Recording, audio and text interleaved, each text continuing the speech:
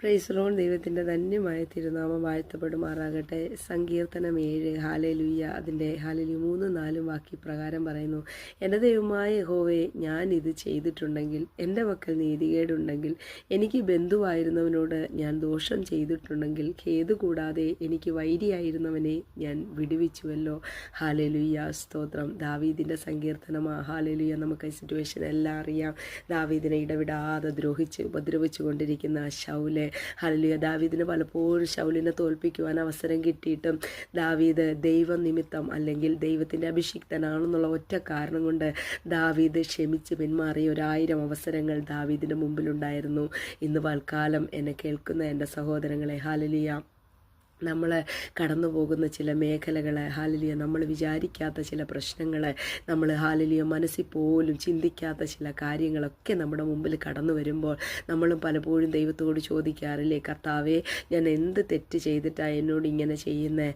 ഞാൻ ഹാലലിയ ആരെങ്കിലും ഉപദ്രവിക്കുന്ന ആളാണോ? അല്ലെങ്കിൽ ഞാൻ ആർക്കെതിരായിട്ടെങ്കിലും പ്രാർത്ഥിക്കുന്ന ആളാണോ? അല്ലെങ്കിൽ ഞാൻ ആരെങ്കിലും വിഷമിപ്പിച്ചിട്ടുണ്ടോ? കർത്താവേ, ഞാൻ സഹായിച്ചിട്ടല്ലേ ഉള്ളൂ. കർത്താവേ, അവരെന്നോട് അത് പറഞ്ഞപ്പോൾ ഞാൻ ചെയ്തു കൊടുത്തിട്ടല്ലേ ഉള്ളൂ. കർത്താവേ, എന്നിട്ടും എന്താ എൻ്റെ ജീവിതത്തിൽ ഞാൻ ഇത്രയും കഷ്ടതയിലൂടെയൊക്കെ കടന്നു പോകുന്നതെന്ന് ചോദിക്കുന്ന ആരെങ്കിലും എന്നെ കേൾക്കുന്നുണ്ടെങ്കിൽ ദൈവത്തിൻ്റെ പരിശുദ്ധാത്മാവിലെ എനിക്ക് നിങ്ങളോട് ഓർപ്പിക്കാനുള്ള ഒരു കാര്യമുള്ളൂ. ദൈവം നിങ്ങളെ സ്നേഹിക്കുന്നു. ഹാലലുയ്യ.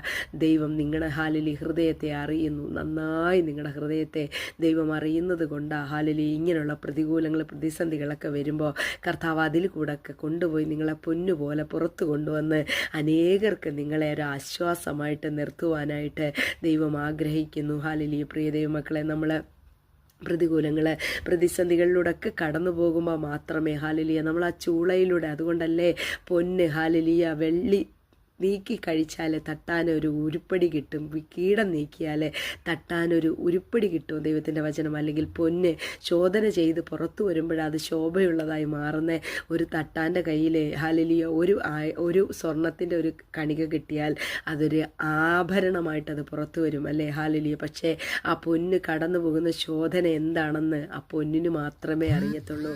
പുറത്തു വരുന്ന ആഭരണത്തെ മാത്രമേ പലപ്പോഴും പലരും കാണുന്നുള്ളൂ. എന്നാൽ അത് കടന്നുപോയ ആ പ്രോസസ്സിങ് അത് ഭയങ്കരമാണ്. അതുപോലാണ് നമുക്ക് പലപ്പോഴും പല ശോധനകളും നമ്മുടെ ജീവിതത്തിൽ വരുന്നത്. ഒന്ന് ഞാൻ പറയാം, ദൈവത്തെ മുറുകെ പിടിക്കുക. നിൻ്റെ സമയം ദൈവത്തിന് വേണ്ടി കൊടുക്കുക. ഹാലലിയ. പ്രാർത്ഥിക്കാൻ സമയമില്ലെന്ന് പറഞ്ഞ് നീ ഓടി നടക്കരുത്. ഹാലലി. നിൻ്റെ കാര്യാദികളും മാറ്റി വെച്ചിട്ട് ഹാലലി നീ ദൈവത്തിന് വേണ്ടി സമയം കൊടുക്കാനായിട്ട് നീ തയ്യാറായാലേ നീ പൊന്നുപോലെ പുറത്തു വരും.